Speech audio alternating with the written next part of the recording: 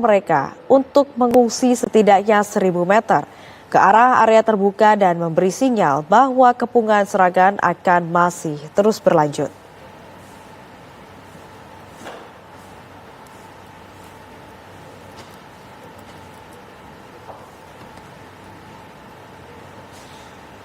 Presiden Donald Trump melabeli perang Iran sebagai perang mini saat menanggapi kekhawatiran bahwa konflik berlangsung terlalu lama.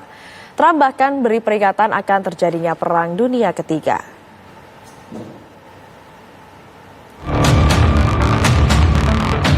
Presiden Donald Trump kembali menegaskan sikap kerasnya terhadap Teheran dalam pertemuan di Gedung Putih pada Senin kemarin. Trump meremehkan skala konflik yang sedang berlangsung dengan menyebutnya sebagai perang mini, meskipun ketegangan di Selat Hormuz sedang berada pada titik kritis. Pernyataan ini muncul setelah Trump secara resmi menolak proposal perdamaian 14 poin yang diajukan Iran melalui mediator di Pakistan pekan lalu. Trump menyatakan ketidakpuasannya terhadap tawaran tersebut yang mencakup penghentian program nuklir dengan imbalan pencabutan blokade laut AS. Our country is booming now despite the fact that we're in I call it a mini war because that's all they are. They don't have a navy anymore. Think of it. They had 159 ships. How many do they have left, Kelly? Out of 159 but you had the wrong person up here, you'll be in World War III. As sure as you're sitting there, you have the wrong person up there. It's nasty and tricky. It's tricky out there. We have to have the right people, and they have to be sharp and they have to be smart because Diketahui awal pekan lalu, Trump menolak proposal terbaru Iran untuk mengakhiri perang antar kedua negara tersebut. Tim TV One mengabarkan. Presiden Amerika Serikat Donald Trump pada Senin waktu setempat mengatakan bahwa harga bensin yang tinggi akan turun dengan cepat usai konflik dengan Iran selesai. Kenaikan harga BBM terjadi akibat penutupan Selat Hormuz. Presiden Amerika Serikat Donald Trump pada Senin waktu setempat mengatakan bahwa harga bensin yang tinggi akan turun dengan cepat usai konflik dengan Iran selesai. Menurutnya pasokan energi global sebenarnya melimpah, namun terhambat distribusinya akibat situasi keamanan di kawasan strategis seperti Selat Hormuz. Trump menegaskan bahwa begitu konflik mereda, harga bahan bakar akan turun secara cepat dan signifikan bahkan ke level yang belum pernah terlihat sebelumnya. It's going very well. We're also pleased to be joined this afternoon by Secretary of Energy Chris Wright, who's been amazing. Where's Chris? Except everybody was wrong. They thought that energy would be at $300, right? $300 a barrel, and it's like at 100. And I think going down, and I see it going down very substantially when this is over, Chris. And I think very rapidly too, at levels that you've never seen, because there's a lot of energy out there. Ships all over the world that are loaded up with it. They can't do much with it because they got kidnapped by a pretty evil place, but we're taking care of it. Sebelumnya warga Encinitas, California, Amerika Serikat harus membayar bahan bakar dengan harga tinggi akibat penutupan Selat Hormuz oleh Iran. Mereka harus membayar $6 atau setara Rp104.000 per galon. Akibat penutupan Selat Hormuz, harga bahan bakar per galon telah naik 44,3%, mencapai $4,30 atau setara Rp74.000. Seiring dengan penutupan Selat Hormuz, harga minyak global telah melonjak dari $70 Amerika Serikat atau setara dengan Rp1.189.000 per barel, menjadi $100 Amerika Serikat atau setara dengan Rp1.699.000 per barel. Breaking News TV One akan segera kembali usai jeda berikut.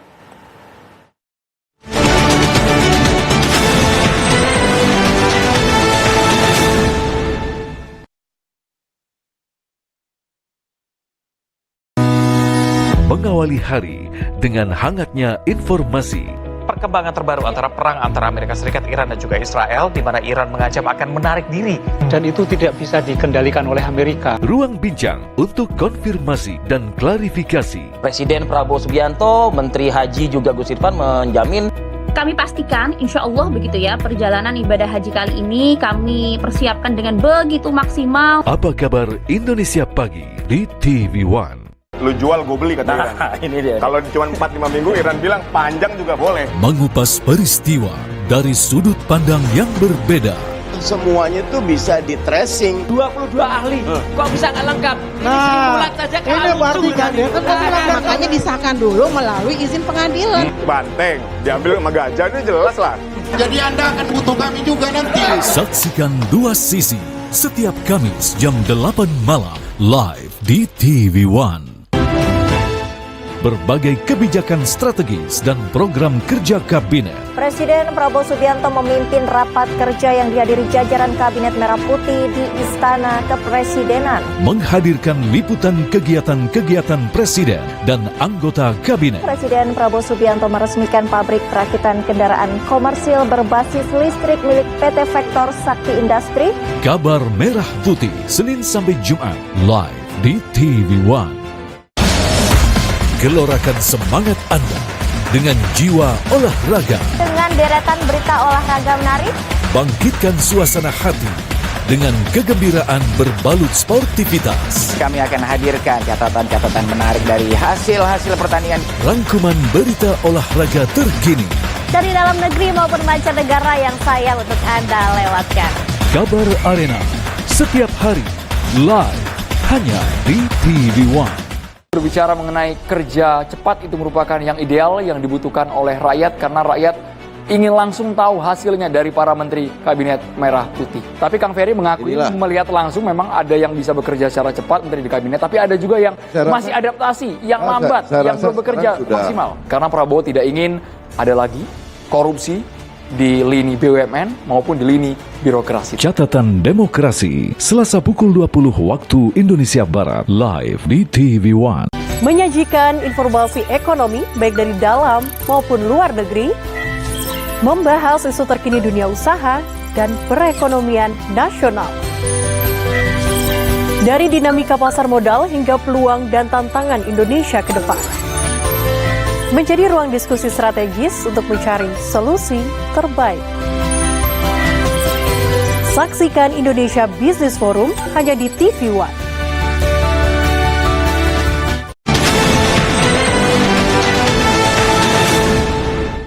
Ada kembali di Breaking News TV One. Uni Emirat Arab menyatakan sistem pertahanan udaranya sedang menghadapi ancaman rudal dan drone pada Senin malam. Di tengah upaya petugas pemadam kebakaran memadamkan api di kawasan industri minyak utama pasca serangan yang diduga berasal dari Iran. Kementerian Luar Negeri Uni Emirat Arab mengatakan bahwa serangan ini menandai eskalasi serius dan menimbulkan ancaman terhadap keamanan negara. Sekaligus menegaskan hak Uni Emirat Arab untuk memberikan tanggapan atas serangan tersebut. Di sisi lain, serangan ini juga memicu gangguan besar pada lalu lintas udara dengan sejumlah penerbangan menuju Uni Emirat Arab dialihkan ke ibu kota Oman, Muscat, sementara pesawat lain terpaksa berputar di atas Arab Saudi.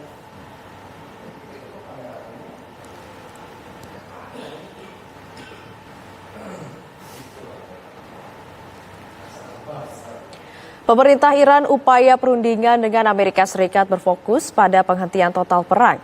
Negosiasi tidak membahas pada isu nuklir seperti pengayaan uranium atau pemindahan material nuklir ke luar negeri.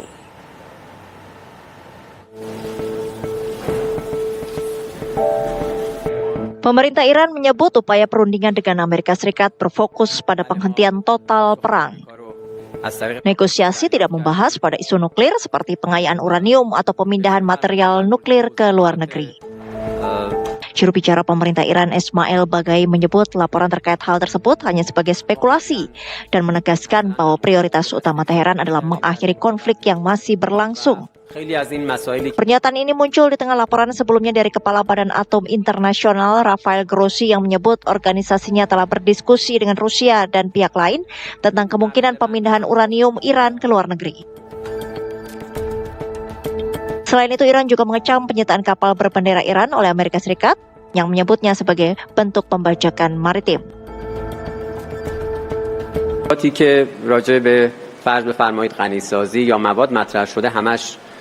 مواردی است که صرفاً گمانه‌زنی است. ما در این مرحله در مورد هیچ چیز دیگری جز توقف خاتمه کامل جنگ صحبتی نداریم اینکه در آینده ما به چه سمت و سوی بریم خب در آینده در زمان خودش تصمیم گیری خواهد شد.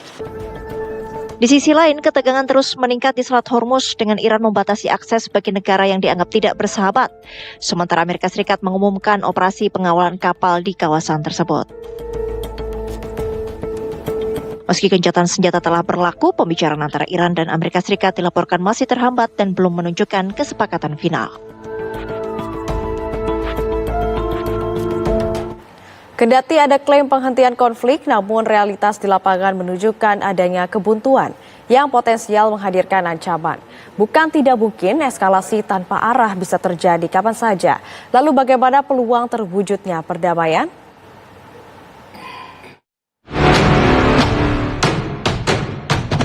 Presiden Donald Trump terus berkutat mencari jalan keluar dari perang Iran. Trump tahu desakan berbagai pihak termasuk dari dalam negeri agar konflik lekas disudahi kian kencang. Diketahui perang Iran lalu yang berlangsung selama 40 hari disebut menelan biaya tidak kurang dari 25 miliar dolar Amerika Serikat. Jumlah ini lebih dari 425 triliun rupiah. Ongkos ini terus membengkak seiring konflik yang tak kunjung berkesudahan. Survei terakhir yang menunjukkan dukungan publik terhadap rencana perang Trump ke Iran itu menurun drastis sebenarnya, Mbak. Hanya 7% yang mendukung. Kemungkinan besar mereka memang sudah jenuh ya dengan perang. Ini udah cukup let's say dari Februari, kemudian ada blokade melalui laut dan udara, sekian puluh ribu personel tentara Amerika dikirim ke kawasan Timur Tengah atau ke daerah Selat Hormuz gitu ya. Sehingga ada rasa publik ini merasa sudah stop lah dengan perang ini. Kemudian yang kedua memang inflasi di dalam negerinya juga cukup tinggi.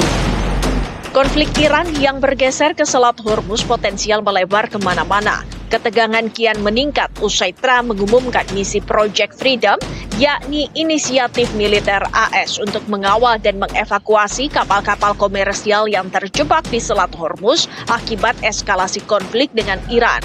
Trump berdalih Project Freedom sebagai misi kemanusiaan untuk membantu awak kapal yang terjebak. Tapi Iran tak bergeming. Teheran pun tegas menolak kehadiran dan campur tangan militer AS lewat proyek ini. Sebelum menggaungkan ide Project Freedom, Trump memerintahkan Angkatan Laut AS melakukan blokade ilegal di Selat Hormuz sejak 12 April 2026 lalu. Kalau Iran ini memblokade Selat Hormuz, karena itu bagian dari coastal state-nya Iran ya. Tapi Amerika ini kan sebenarnya nggak berhak, tapi dia hadir di perairan Oman. Dia ikut blokade ya. Jadi artinya di sini ada dual side blockade ya. Ini untuk mengimbangi Iran sebenarnya ya. Dia merasa bahwa blokadenya ini sangat efektif. Dia merasa dengan memblokade itu nanti selesai urusannya. Kenyataannya tidak. Iran masih bertahan terus. Iran bahkan memperingatkan bahwa pihaknya akan melakukan tindakan tegas bagi setiap pasukan bersenjata asing, terutama militer AS yang agresif mendekati atau bahkan mencoba memasuki Selat Hormuz atau Teluk. Teheran menegaskan jika AS sampai melakukan intervensi di Selat Hormuz, maka akan dipandang sebagai pelanggaran gencatan senjata. Iran mengklaim keamanan di jalur Hormuz berada di tangan Angkatan Bersenjata Republik Islam Iran. Karena itu setiap perjalanan dan navigasi yang aman dalam situasi apapun harus dilakukan di bawah koordinasi Angkatan Bersenjata. Siapapun yang ingin melewati Selat Hormuz harus mengikuti protokol Iran. Salah satu protokol lainnya adalah bagaimana ada biaya tol yang merupakan ganti rugi daripada pengawalan Iran untuk mengamankan jalur kapal yang melewati Selat Hormuz. Ini sesuatu yang sangat logis karena di Selat Hormuz itu kan sudah ada ranjau dan juga ada ancaman. Artinya apa? Saya kira Iran sudah menghitung semuanya. Ketika perang ini berakhir dan Hormuz dikendalikan oleh Iran, ini lebih baik daripada perang ini tidak berakhir, pembayaran asuransi masih meningkat, dan harga minyak harga energi akan selalu meningkat hingga $200 per barel. Artinya apa? Ini resiko yang sangat besar. Saling sandera Selat Hormuz antara Iran dan AS mengguncang pasokan energi global. Sejumlah negara seperti Pakistan, Jepang, Thailand, dan Korea Selatan dikabarkan mulai merasakan dampaknya akibat potensi krisis energi. Belum lagi, lonjakan harga minyak akibat ketidakpastian pasokan membuat nilai tukar mata uang melemah. Akibatnya, sejumlah negara mulai terdampak inflasi. Sementara merangkaknya biaya energi potensial mengganggu putaran roda industri. Ada hal yang menarik, yang sebenarnya ini merupakan upaya Iran untuk mengurangi kekuatan unipolaritas Amerika Serikat, yaitu dengan mengurangi cadangan devisa dolar. Cadangan devisa dolar itu saat ini masih tinggi ya, karena transaksi energi dunia yang merupakan transaksi terbesar itu masih menggunakan dolar. Di dalam tata kelola Selat Hormuz, Iran tidak menggunakan dolar sebagai mata uang utama, meskipun dolar ditaruh di nomor 4. Jadi yang pertama penggunaan yuan, yang kedua penggunaan real Iran, dan yang ketiga itu dengan euro, dan yang keempat dengan dolar. Artinya dolar tidak menjadi alat prioritas pembayaran. Jika Trump menggaungkan Project Freedom, lain halnya dengan Iran yang menyorongkan proposal perdamaian terbaru di tengah kebuntuan dan gencatan semu ini. Teheran yang enggan berkomunikasi langsung dengan Washington memilih menyodorkan 14 butir usulan perdamaian melalui Pakistan selaku mediator. Iran ingin segera mengakhiri konflik secara permanen. Persoalannya, perbedaan tajam menyangkut isu nuklir dan Selat Hormuz tampaknya masih menjadikan jalan besar menuju kesepakatan. Sebetulnya ada sebuah kerangka yang ingin ditawarkan oleh Iran itu sendiri. Jadi Iran ada pada posisi dia tidak memiliki trust yang cukup untuk bisa duduk bersama dengan Amerika Serikat dalam bernegosiasi secara langsung. Ketika yang terjadi di Pakistan itu juga sebetulnya negosiasi sudah berjalan, tetapi akhirnya kita bisa melihat bahwa Trump sebetulnya ready to talk, tapi nggak ready to negotiate. Jadi dari 14 poin yang ditawarkan oleh Iran, ini ada sekitar 3 poin yang berkaitan langsung tentang nuklir.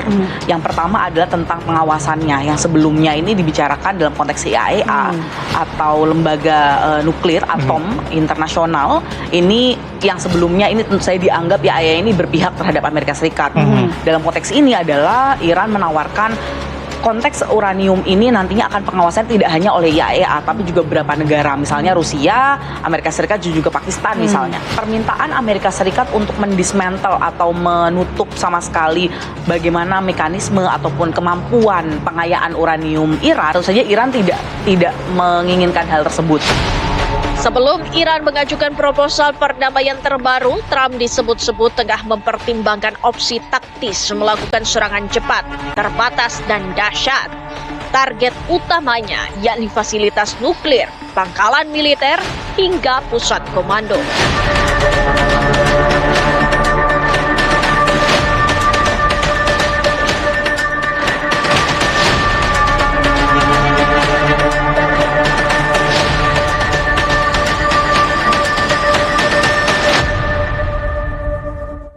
Demikian Breaking News TV One, saya Felicia Melina mewakili kru yang bertugas pamit undur diri. Terima kasih, sampai jumpa.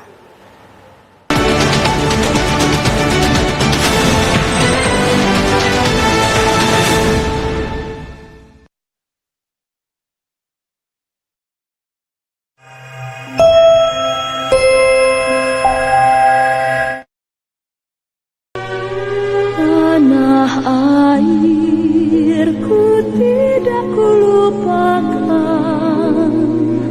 kan terkenang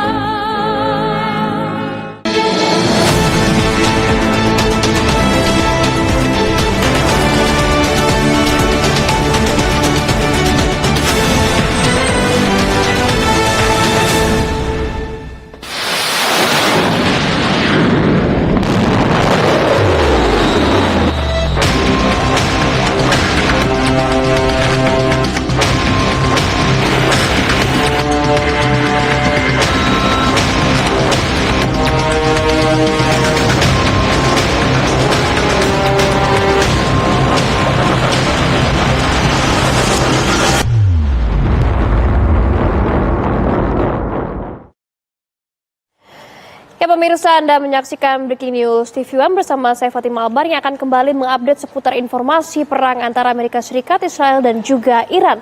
Untuk informasi pertama, pemirsa, di mana Angkatan Laut Iran dilaporkan melepaskan tembakan ke arah kapal perang Amerika Serikat yang melintas di dekat Selat Hormuz.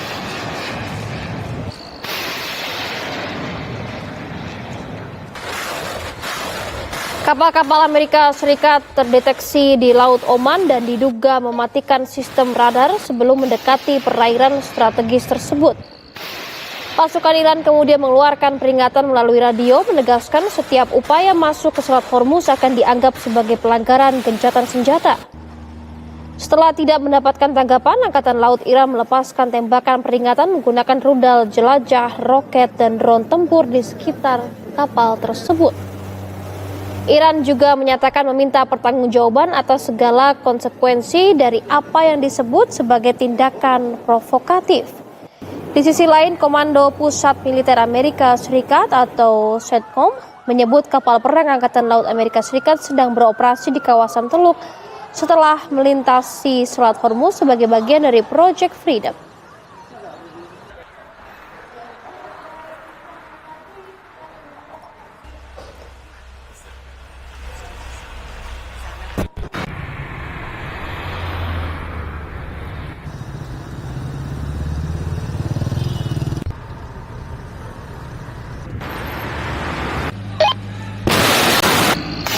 Angkatan Laut Korps Garda Revolusi Islam Iran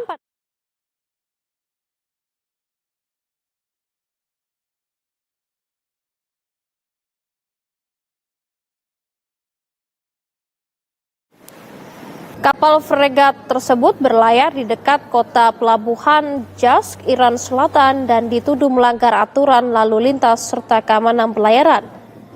Menurut laporan yang mengutip sumber lokal, serangan terjadi setelah kapal itu diklaim mengabaikan peringatan dari pasukan laut Iran. Namun di sisi lain, pejabat Amerika Serikat membantah laporan tersebut dan menegaskan tidak ada kapal militer mereka yang terkena serangan. Sementara itu, Komando Pusat Militer Amerika Serikat menyatakan 2 kapal dagang berbendera Amerika telah berhasil melintas Selat Hormuz dengan pengawalan militer sebagai bagian dari upaya memulihkan aktivitas pelayaran. Militer Iran menanggapi klaim tersebut dengan menegaskan akan menyerang setiap pasukan bersenjata asing yang mendekati atau memasuki wilayah tersebut.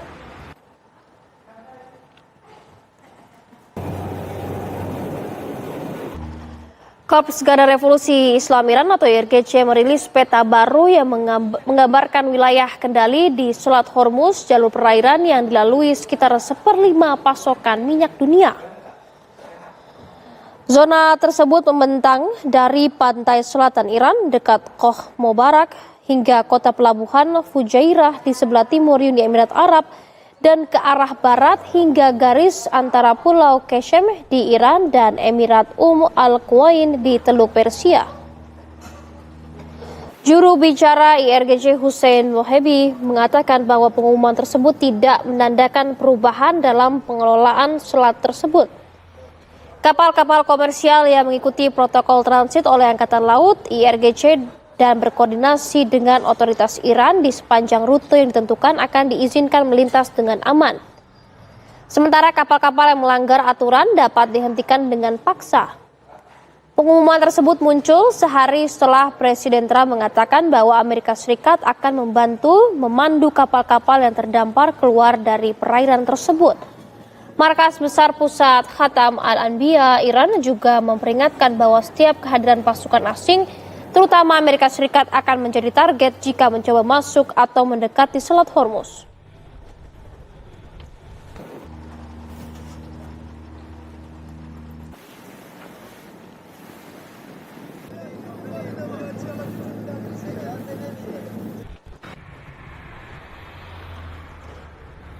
Konvoi tank tentara Israel dikerahkan ke wilayah perbatasan pada Senin waktu setempat seiring ketegangan yang terus berlanjut.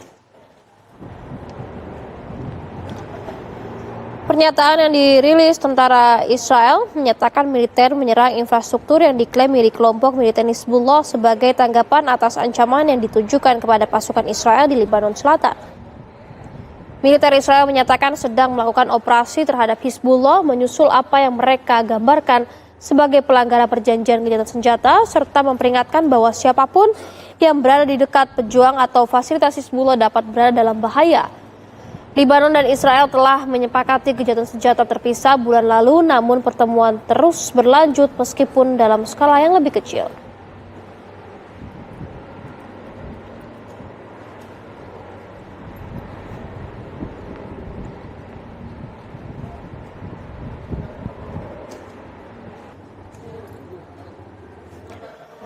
Komando Pusat Militer Amerika Serikat (CENTCOM) pada Senin waktu setempat merilis rekaman yang memperlihatkan pesawat tempur lepas landas di lokasi yang diklaim sebagai Selat Hormuz.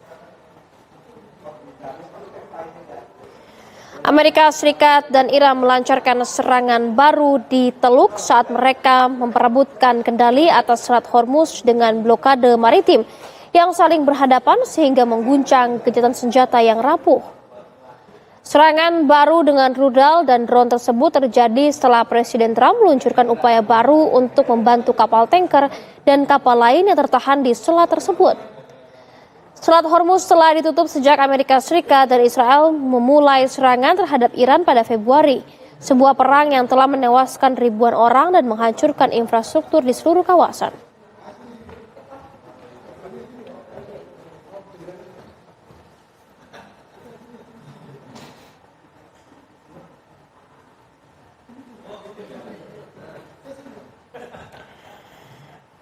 Kapal-kapal terlihat kembali bergerak di Selat Hormuz pada awal pekan ini di tengah klaim Amerika Serikat yang menyebut sedang mengawal 2 kapal dagang melintas perairan tersebut dengan aman.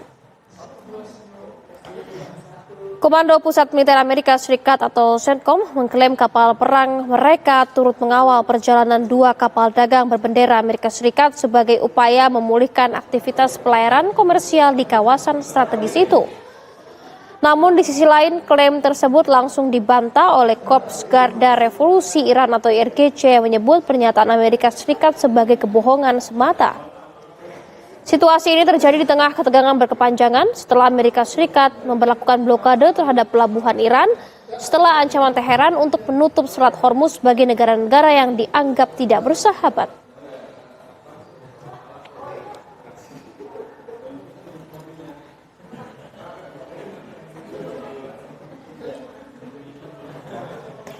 Iran disebut telah menyusun rencana untuk mengatur lalu lintas pelayaran Selat Hormuz.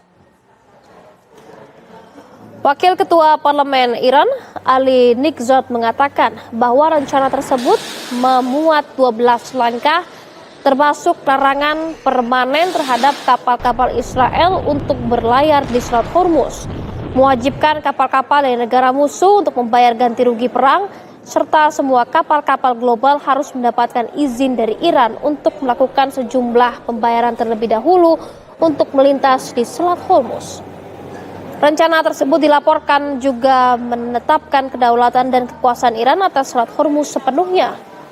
Badan Pengendalian Aset Luar Negeri Amerika Serikat atau OFAC mengkonfirmasi larangan kapal-kapal Amerika Serikat untuk berlayar di Selat Hormuz dengan mengatakan akan beresiko terkena beberapa sanksi hukuman jika melanggar larangan tersebut, dan mengacam larangan tersebut dengan mengatakan akan menjatuhkan sanksi terhadap perusahaan valuta asing Iran jika larangan tersebut diberlakukan.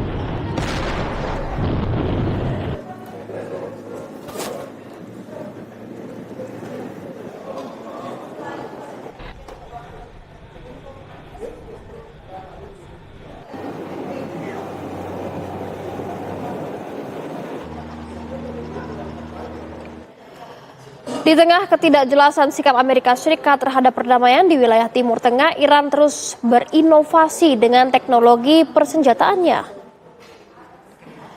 Iran merilis video persiapan uji coba rudal terbarunya. Menurut kabar yang beredar, rudal terbaru Iran merupakan rudal antar benua yang ditembakkan dengan 2 tahap.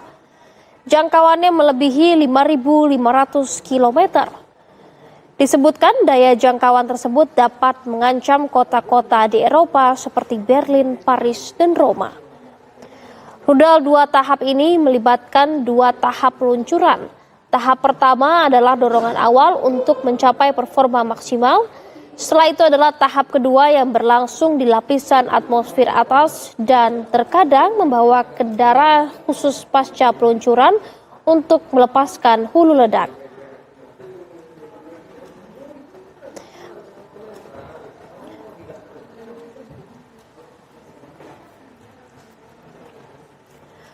Asap dan ledakan terlihat dari perbatasan Israel-Libanon. Ketegangan Zionis dengan Hizbullah terus berlanjut. Kepulan asap dan suara ledakan terlihat dari sisi Israel di sepanjang perbatasan Libanon seiring berlanjutnya konflik antara Israel dan kelompok bersenjata Hizbullah. Militer Israel dilaporkan masih melanjutkan operasi di Libanon Selatan meskipun kesepakatan gencatan senjata yang telah dicapai sebelumnya gagal menghentikan aksi permusuhan. Kelompok Hizbullah yang didukung Iran terus melancarkan serangan menggunakan drone dan roket, menargetkan pasukan Israel di Libanon serta wilayah Israel bagian utara.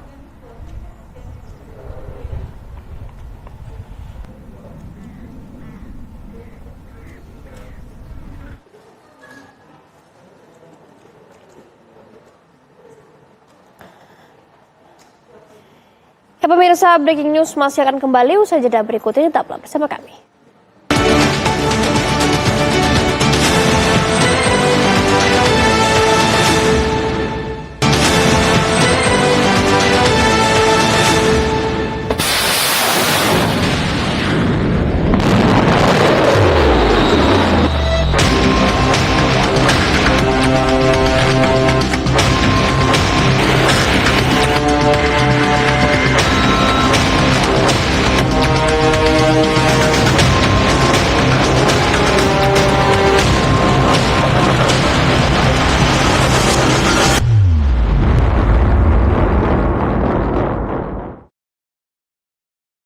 Ya, pemirsa, harga minyak dunia kembali melonjak tajam usai Iran mengklaim berhasil menghantam kapal perang Amerika Serikat di Selat Hormuz.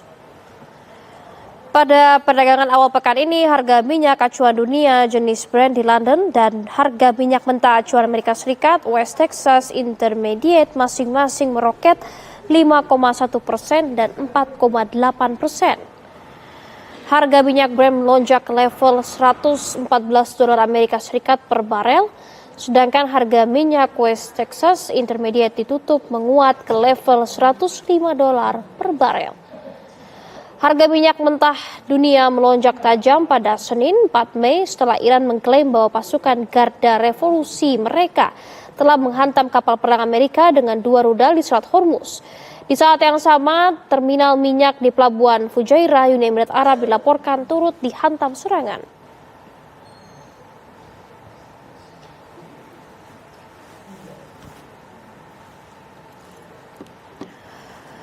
Presiden Amerika Serikat Donald Trump mengatakan harga BBM yang tinggi akan turun dengan cepat usai konflik dengan Iran selesai. Menurutnya pasokan energi global sebenarnya melimpah namun terhambat distribusinya akibat situasi keamanan di kawasan strategis seperti Selat Hormuz. We're also pleased to be joined this afternoon by Secretary of Energy Chris Wright, who's been amazing. Where's Chris? Except everybody was wrong. They thought that energy would be at $300, right? $300 a barrel, and it's like at 100. And I think going down, and I see it going down very substantially when this is over, Chris. And I think very rapidly too, at levels that you've never seen, because there's a lot of energy out there.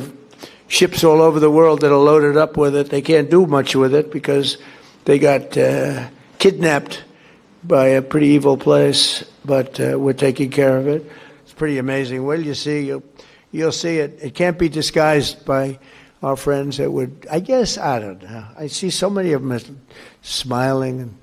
It's interesting. They did a poll on the war with Iran, and they said only 32% of the people like it. Well, I don't like it, and I don't like war at all, but we're equipped better than it. We have the greatest military in the world. You saw what happened with Venezuela. You see what happens with everything.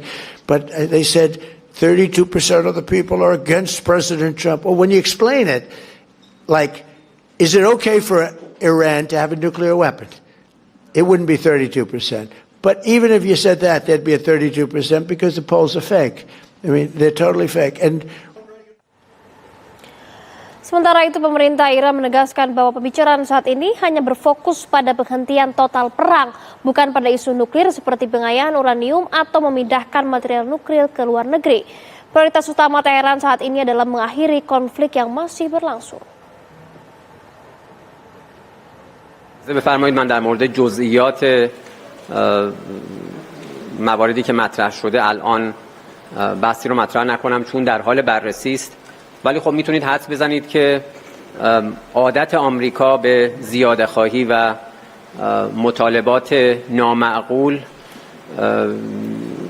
راحت نیست که ترک بکنن.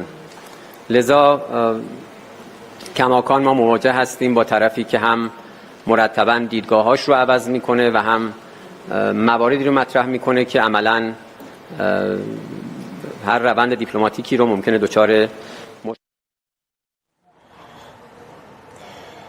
Dan pemirsa, untuk membahas lebih lanjut bagaimana kondisi terkini mengenai apa yang terjadi antara Amerika Serikat, Israel dan juga Iran, sudah bergabung bersama kami pengamat hubungan internasional UIN Syarif Hidayatullah, Mas Roby Sugara. Selamat siang Mas Roby, sudah bergabung di Breaking News TV One hari ini. Selamat siang Mbak Fatima. Ya, Mas Roby, mungkin kita bisa melihat yang terbaru ini Iran mengklaim bahwa ia sudah berhasil menyerang kapal Amerika Serikat. Tapi di sisi lain Amerika juga mengklaim bahwa tidak ada penyerangan itu. Ini kalau Mas Roby sendiri melihatnya mana yang benar dari mengklaim antara Amerika Serikat dan juga Iran? Ya, ini saya melihat kedua belah pihak sebenarnya mengalami penderitaan yang hebat. Tetapi keduanya tidak mau mengakuinya. Dan mereka juga keduanya sebenarnya ingin mengakhiri perang juga, tetapi karena perbedaan persepsi, karena egonya masing-masing sehingga sangat sulit kemudian untuk mencari titik temu. Misalkan penderitaan yang diderita oleh Amerika ya sejak perang 28 Februari itu kan sudah terlihat ya kerugian secara finansial sangat besar, bahwa dalam minggu pertama aja itu sudah menghabiskan 100 triliun yang harus dikeluarkan atau Amerika menghabiskan anggaran untuk di minggu pertamanya. Kemudian juga realitasnya saat ini beberapa sistem pertahanan Amerika ya di beberapa negara Teluk, khususnya di Qatar itu kan sudah rusak akibat serangan oleh Iran ya, radar strategis, kemudian jet tempur F-15 juga saya kira juga gagal dihalau dihajar oleh senjatanya Irak ya. Yang paling penting juga adalah sistem pertahanan rudal-rudal di negara-negara Teluk itu dihancurkan oleh Iran. Jadi sebenarnya ini sudah tidak bisa lagi ya secara ini ya kerugiannya sebenarnya, dan juga Amerika pada akhirnya dia mengulur-ngulur waktu ya untuk peperangan ini dengan menggunakan teknik gencatan senjata. Belum lagi tekanan tekanan dari global yang saat ini kita tahu bahwa lebih dari 500 juta barel minyak hilang di pasar global akibat gonjang-ganjingnya sistem keamanan di laut yang mengakibatkan terhambatnya pengiriman BBM ke seluruh dunia. Nah, ini juga Amerika tentu mendapatkan tekanan dari banyak negara ya, khususnya saya kira negara-negara yang kebergantungannya terhadap Selat Hormuz ini. Belum lagi saya kira tekanan-tekanan dari aliansinya yang dia tidak mendapatkan dukungan dari NATO, kemudian negara-negara Eropa juga tidak mendukung atas apa yang dilakukan oleh Trump saat ini. Kemudian di politik domestik juga, ini kan juga kerugian bagi Trump sendiri ya. Saya kira secara umum kepada Partai Republik. Misalkan soal tekanan dari Kongresnya sendiri, ini kan sudah mulai keras sekali yang disampaikan oleh pesaingnya Partai Demokrat ya di Kongres. Misalkan terkait kebijakan War Powers Resolution ya, meskipun kemudian juga Trump memiliki memiliki teknik, memiliki cara untuk ngibulin kira-kira regulasi ini ya, bahwa sekarang nggak dalam kondisi perang, dari dia kemudian gencatan senjata itu dalih kemudian dia tidak mesti lagi melapor kepada Kongres atas apa yang sebenarnya dilakukan setelah 60 hari dia melakukan serangan-serangan atau misalnya menggunakan cara-cara militer ke negara lain. Nah, kemudian juga persepsi publik ini kan juga menurun terhadap Trump, kepercayaan terhadap Trump dari masyarakat Amerika itu sendiri ya. Ini juga saya kira akan berdampak nanti di bulan November pada pemilu sela. Nah, Iran sendiri juga sebenarnya menderita sekali dari kerugian ini ya. Memang tidak sebesar dari segi finansial Iran mengalami kerugian, tapi kan saat ini Iran menghadapi saya kira korban jiwa yang sekitar 2.000 orang, kemudian yang luka-luka ada sekitar puluhan ribu. Belum lagi saya kira dampak yang terkini adalah BBM Iran juga saya kira terhambat, yang itu akan berpengaruh kepada sistem ekonomi domestiknya. Dan tentu ini akan berpengaruh kepada rakyatnya itu sendiri, yaitu ancaman instabilitas di politiknya ya, di mana saya kira juga sampai hari ini tidak munculnya pemimpin tertinggi Iran setelah Ali Khomeini tewas dari serangan perdana oleh Amerika. Kemudian Mujtaba Khomeini menggantikan belum muncul saya kira di publik ya, untuk kira-kira mengatakan bahwa Iran meskipun sampai hari ini masih bertahan, tapi saya kira itu juga penting untuk meyakinkan bahwa Iran masih stabil dari segi politik. Tentu ini kan juga ancaman bagi Iran ya dalam situasi politik domestiknya ya, dengan saya kira bahwa beberapa masyarakat Iran juga tidak setuju misalkan dengan sistem politik yang dilakukan oleh Iran itu sendiri. Nah, ini sebenarnya kan juga masing-masing punya beban, punya kerugian dari akibat perang ini. Tetapi kedua-duanya, kenapa Amerika misalkan sampai hari ini dia sudah mengeluarkan biaya tinggi ya, kosnya secara ekonomi, kemudian politik juga ambruk gara-gara ini. Tapi belum ada satupun yang bisa didapatkan oleh Amerika dengan, katakanlah kalau ini investasi bagi Amerika, itu dia belum dapat apa-apa. Misalkan soal pergantian rezim yang awal-awal dia deklarasikan akibat sebab-sebab dari perang ini, belum terjadi. Pergantian rezim terjadi setelah Ali Khomeini tewas, tapi kan pergantiannya mulus, bukan pergantian yang dibayangkan oleh Trump, di mana setelah Ali Khomeini tewas kemudian ada kelompok-kelompok pemberontak yang kemudian sebagaimana saya kira terjadi di Irak dan beberapa negara, Irak dan Libya khususnya. Tapi ini tidak terjadi. Ini yang paling gampang saya kira. Yang kemudian juga soal nuklir, sampai hari ini saya kira masih jauh dari panggang ya apa yang diinginkan oleh Amerika. Ini malah jadi salah satu saya kira proposal yang diajukan oleh Iran itu sendiri. Nah, ini kan dua keinginan ini nggak tercapai. Sementara Amerika mengatakan bahwa dirinya sudah mengatakan 75% dia memenangkan peperangan ini. Karena itu Amerika kekeh berkali-kali mengatakan bahwa Iran harus tunduk, Iran harus menyerah tanpa syarat dengan apa yang diinginkan oleh Amerika. Sementara Iran sendiri sampai hari ini dia mengatakan dia masih percaya diri. Dia juga masih bisa melakukan serangan-serangan balik seandainya Amerika melakukan serangan dalam bentuk militer. Nah, ini sebenarnya ini butuh saya kira aktor-aktor lain yang untuk terlibat di dalam peperangan ini untuk menghentikan perang ini. Nah, sampai hari ini kan belum ada yang terlibat aktif ya, kecuali saya kira Pakistan itu kemudian didorong oleh Arab Saudi dan Qatar ya untuk kemudian melakukan pembicaraan damai kedua belah pihak. Nah, ini juga menjadi problematik. Kenapa? Karena bisa jadi memang ini kan persoalannya bukan antara Amerika dan Iran, tapi persoalannya ini kan Israel. Karena saya kira juga sudah berkembang sangat Baik. apa namanya? Ya, Mas Robi, ini mungkin bisa lihat situasi saat ini, melihat betulkah adanya negosiasi atau hanya panggung unjuk gigi siapa yang lebih kuat antara Amerika atau Iran? Mungkin itu bisa dijawab Mas Robi, namun kita jeda terlebih dahulu. Pemirsa, Breaking News akan kembali usai jeda berikut ini, tetaplah bersama kami.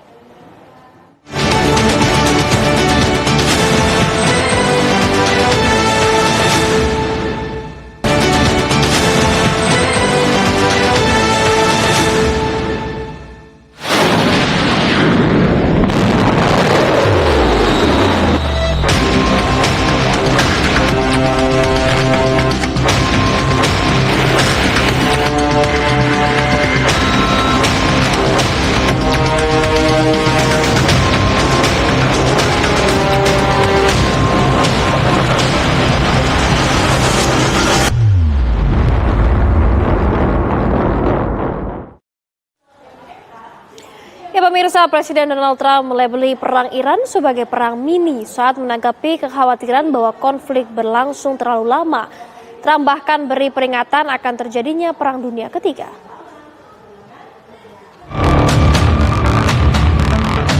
Presiden Donald Trump kembali menegaskan sikap kerasnya terhadap Teheran dalam pertemuan di Gedung Putih pada Senin kemarin.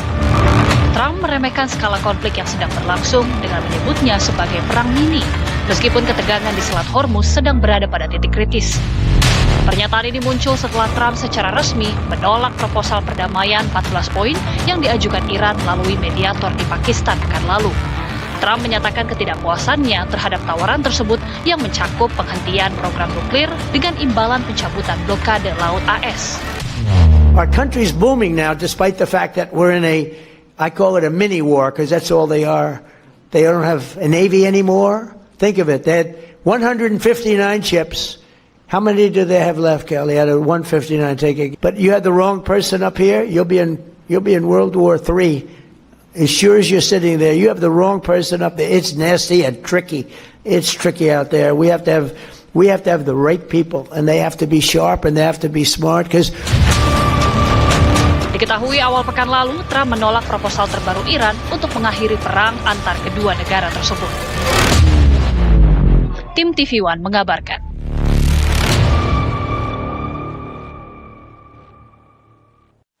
Sebuah kapal tanker dilaporkan terkena proyektil tak dikenal di Selat Hormuz pada Senin waktu setempat.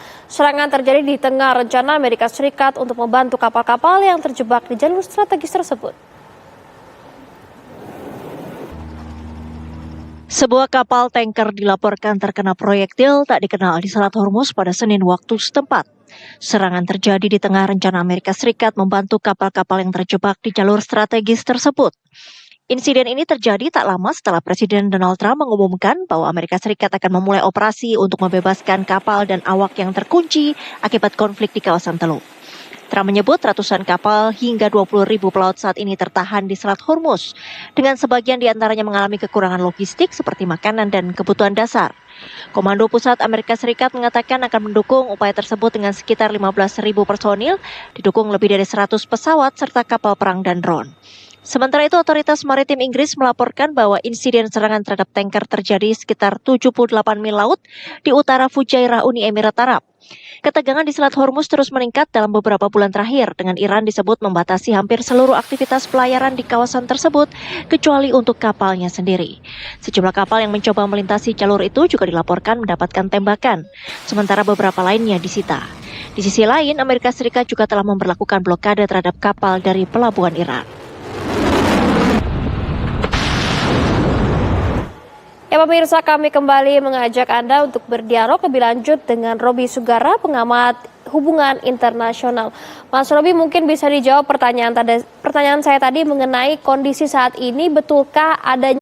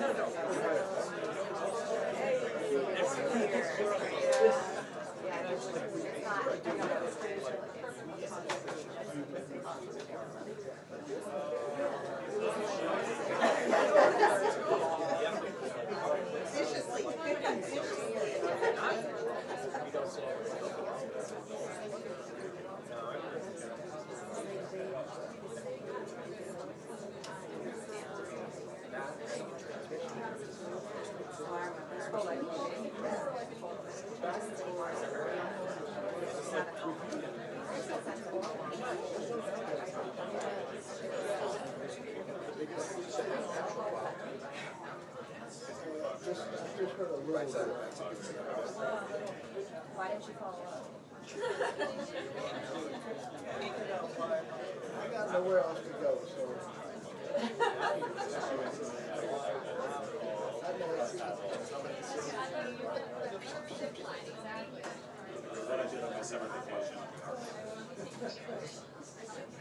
Well, that's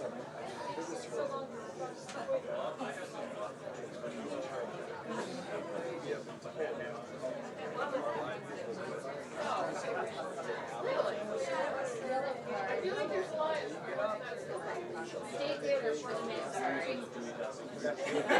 Thank you. I do, actually. Yeah. Great, thanks. Thank you.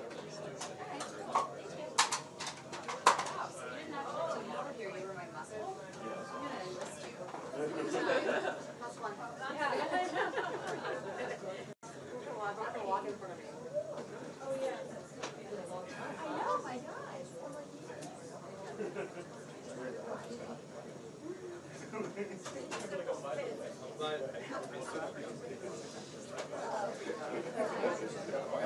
Great. Oh yeah, but I mean, I'm gonna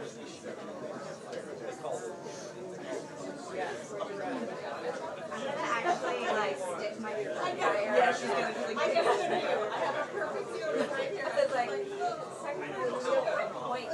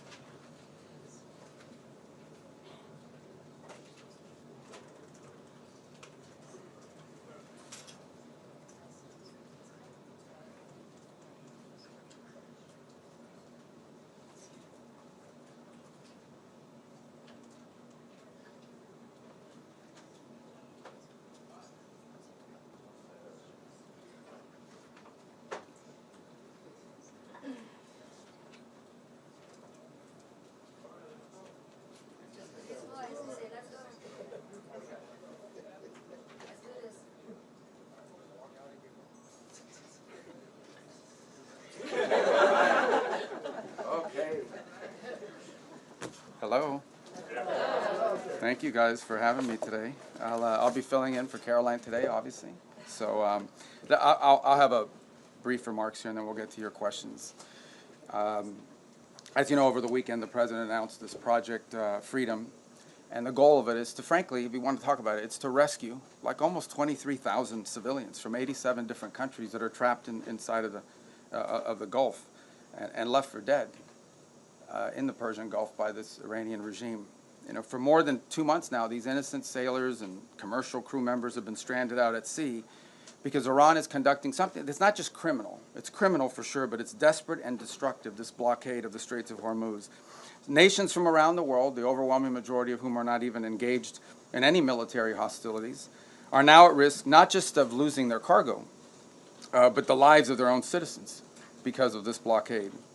These ships, you know, you don't leave a ship out there for this long. You start running out of food, you start running out of potable water, essential supplies, and they're at the mercy of this piracy. And what it is, it's piracy. And not only that, but some of them have seen, you know, been opened fire on and rained down senseless attacks on several civilian ships already.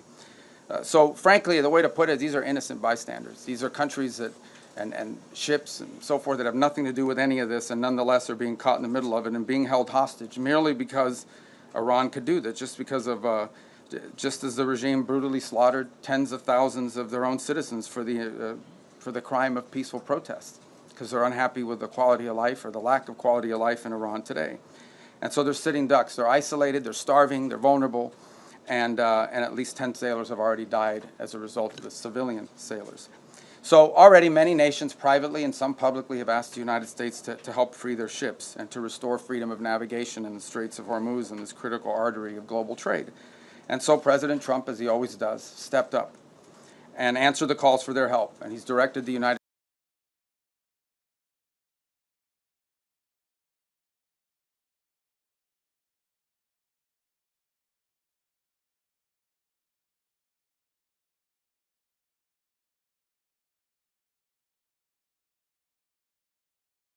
States military to guide these stranded ships to safety, to provide a protective bubble under which they can operate and move product and get themselves out of there and out of harm's way.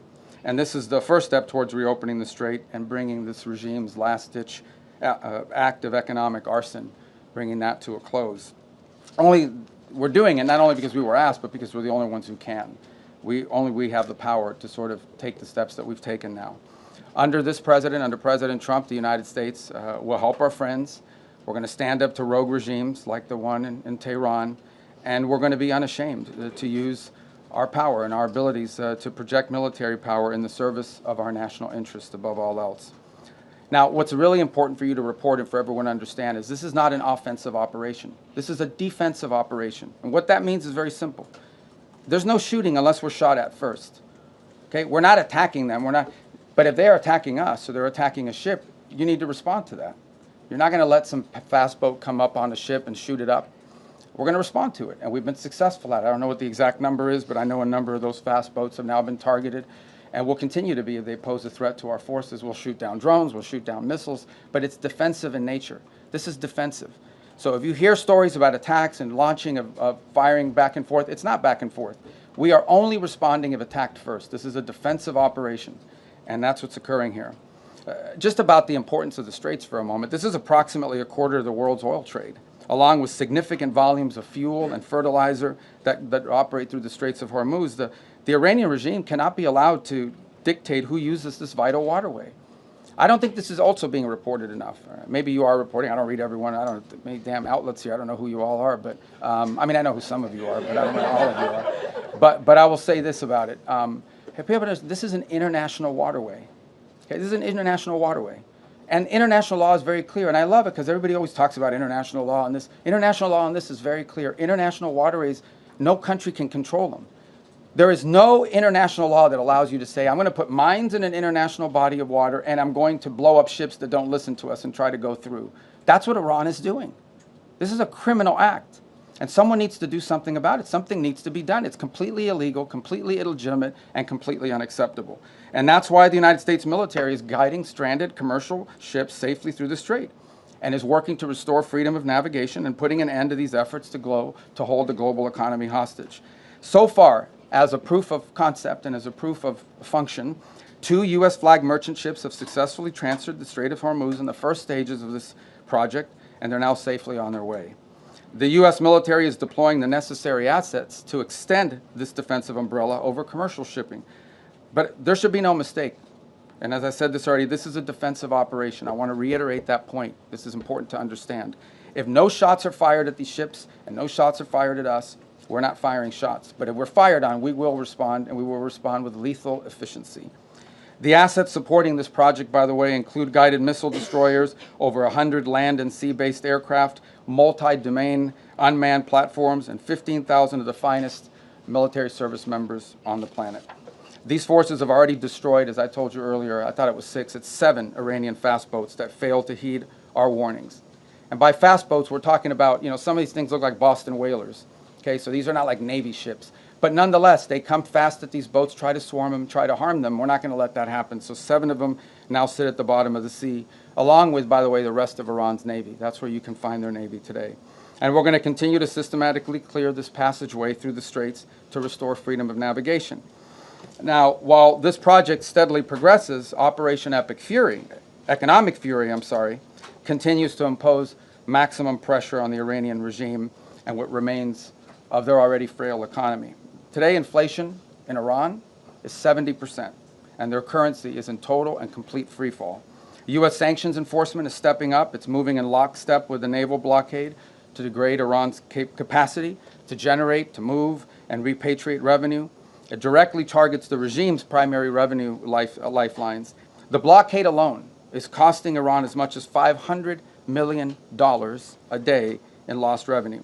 90% of total Iranian trade has been halted, causing permanent damage to Iran's oil infrastructure as wells are forced to shut in. Again, all of this is in response to their piracy. Okay? It cannot be that you have these straits and they blow up any ship that moves and the only ships that get to go through are theirs. You can't have a situation in which the straits are closed to everyone else, but they benefit from the piracy. That can't happen. That's why the blockade is in place, and that's why these sanctions are crippling them. Any foreign financial, by the way, Treasury is now identifying and cutting off every dollar of revenue that's flowing to this regime. And so, look, any foreign financial institution or commercial actor that enables Iran's sanctions evasion is going to face secondary sanctions exposure and a loss of access to the U.S. financial system. As President Trump has said, and the facts clearly bear out, the United States of America holds all the cards. There is no scenario here in which if they decide to join a ladder of escalation, they wind up getting the last say. But our preference is for these straits to be opened to the way they're supposed to be opened, back to the way it was. Anyone can use it, no mines in the water, nobody paying tolls. That's what we have to get back to, and that's the goal here. Every day the conflict continues, however, our leverage on Iran will continue to increase, and their position will continue to weaken, especially as the blockade really begins to bite in conjunction with the sanctions. So, look, the time's come for Iran to make a sensible choice. And it's not easy for them to do that, obviously, because they have a fracture in their own leadership system. And apart from that, I mean, the top people in that government are, to say the least, they're insane in the brain. And so we need to address that, and it's difficult because it's hard to get past that in their system. But it's important for them to make a sensible choice and the one that's right for their people. The president, our president, has proven time and again that his preference is peace.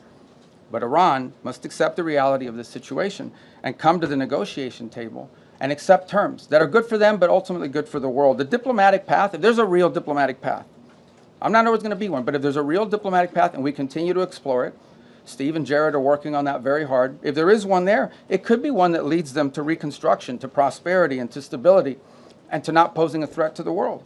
The alternative is growing isolation, economic collapse, and ultimately total defeat. I know what the right choice is for Iran. I hope that the people over there making decisions will make the right one. The last point I would make, and it really is important for them to understand this, is they really shouldn't test the will of the United States, at least not under President Donald Trump. He has proven time and again that he will back up what he says. And if they test him, ultimately they will lose. The hard way, the easy way, the long way, the short way, they will lose. And with that, it's time for your questions. So, Catherine, why don't we start with you first? Hi, Catherine Herridge. I'm an independent journalist. Secretary Rubio, have you seen any recent indications that Iran is willing to give up its nuclear weapons program that is credible, verifiable, and that would lead to an immediate de-escalation? Well, look, this is a long-standing problem for them, right? I mean, they have wanted, they have always said they don't want a nuclear weapon. That's because they've always said that, they just don't mean it. And why do you say, well, how do you know they don't mean it? Well, we don't mean it because they're doing all the things, and historically have tried to do all the things that you do if you want a nuclear weapons program. For example, they innovate and try to innovate long-range delivery missiles that now, in some cases, are capable of reaching much of Europe. They build these large underground centrifuges for enrichment activity. There are countries in the world that are involved in the enrichment business, but these guys do it in mountains and in caves and in hiding. They've always had secret components of their nuclear program undisclosed to the world, and we know for a fact that they retain highly enriched uranium at 60%, that they did so, and that has no civilian use, none, zero whatsoever. So they have an opportunity here to agree to something that will make it clear that they're not interested in one thing is to say we don't want a nuclear weapon. Another thing is to do the things that prove you don't want a nuclear weapon. By the way, if what Iran wants is a civilian nuclear program for power plants and stuff like that, there are a lot of countries in the world that have that, and they don't enrich. They import the enriched material. You know, they could have that if that's what they wanted, but they're not acting like that's what they wanted. They're acting like they want a military, nuclear program. That's unacceptable. So that's the process we're engaged in now. To create, that's the object of this diplomacy, is to come up with some level of understanding about what are the topics that they've agreed to negotiate on. We don't have to have the actual agreement written out, and one day this is highly complex and highly technical. But we have to have a diplomatic solution that is very clear about the topics that they are willing to negotiate on and the extent and the concessions they're willing to make at the front end in order to make those talks worthwhile. That's what Stephen Jarrett and the whole team is working on, and I hope to have good news on it. That's the outcome we would prefer. That's the outcome we would have preferred a year ago. That's the outcome I think most of us would have preferred a long time ago. But that's not the option they've given us, given their activity. All right, there's no way I can figure out who to call on. I'm just going to press right in the middle, right there, you right there, yeah. Right in the back row. Thank you, Mr. President. I'll go to you next. I can't get everything, you know that. All right, go ahead. Thank you, Secretary Rubio. Keep going right. Welcome to the White House. What's that? Talking to me, sir? Yeah, to you, yes, sir. Thank you.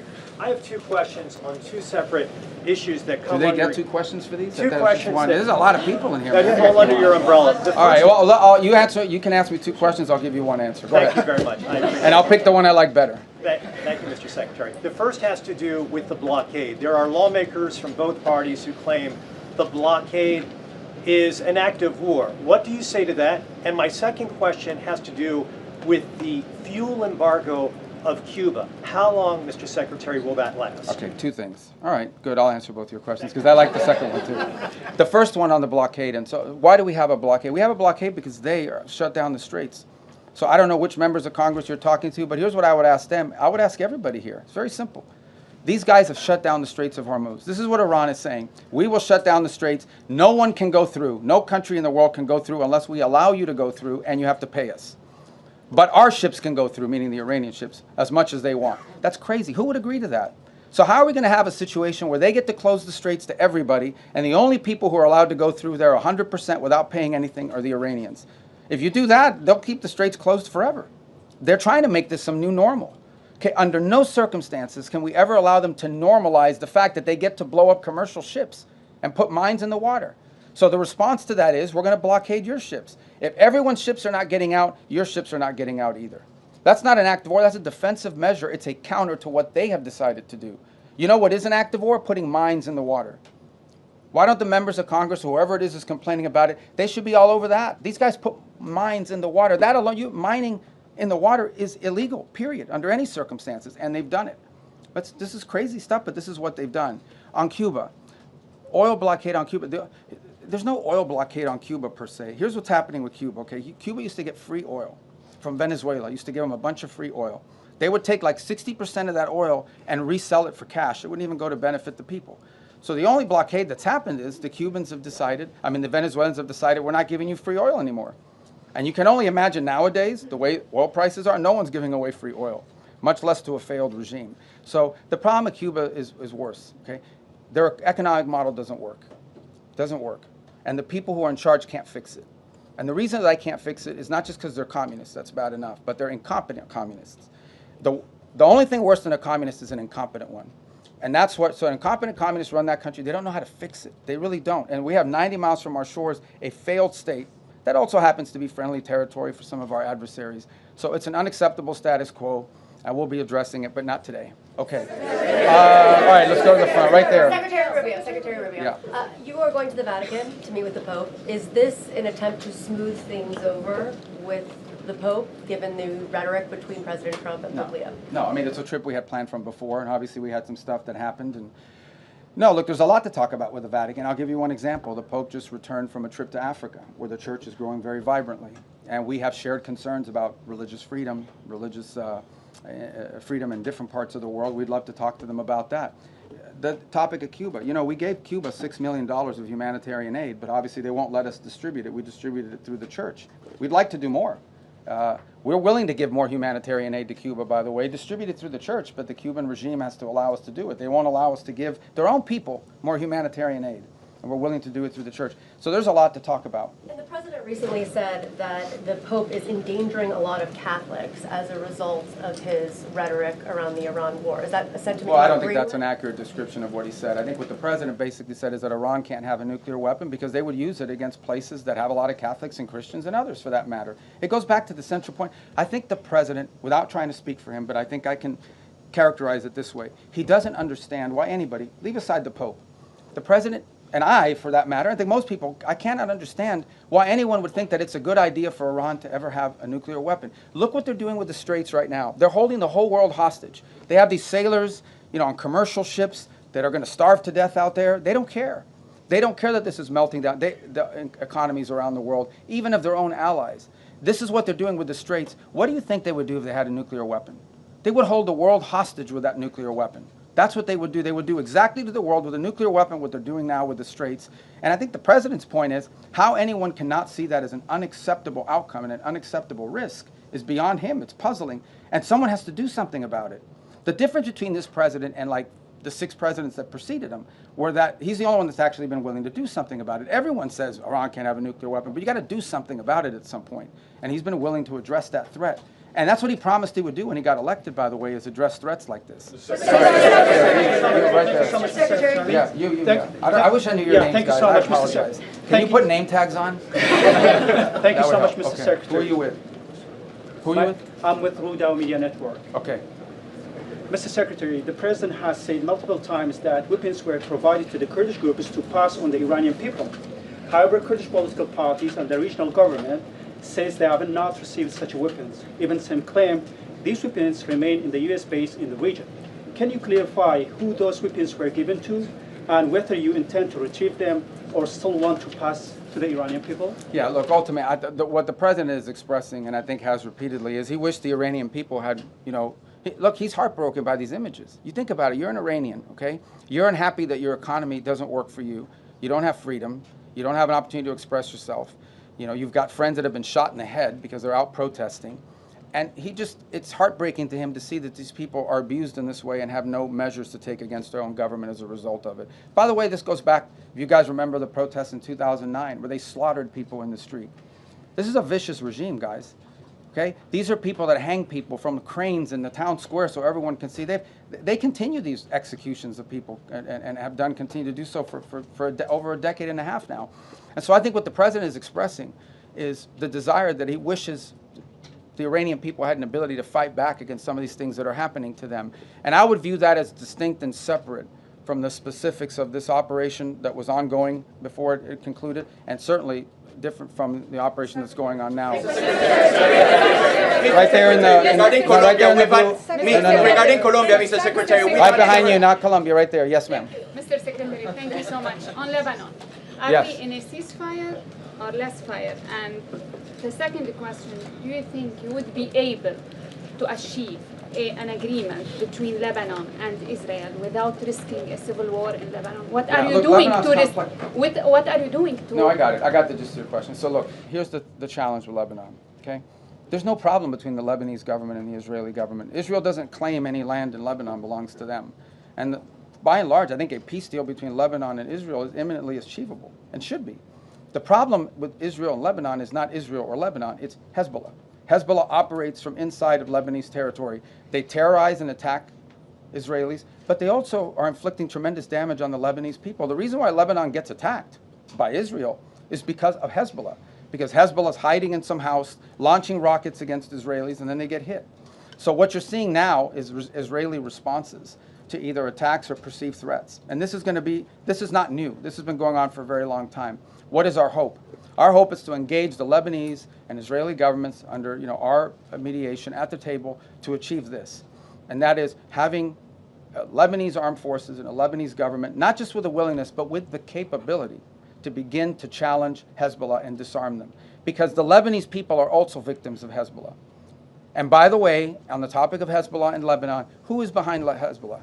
Why do they exist? They're an agent of Iran. If you go through that Middle East and you identify every problem, Hamas, Hezbollah, to some extent the Houthis, obviously, and others, behind every one of these groups is Tehran.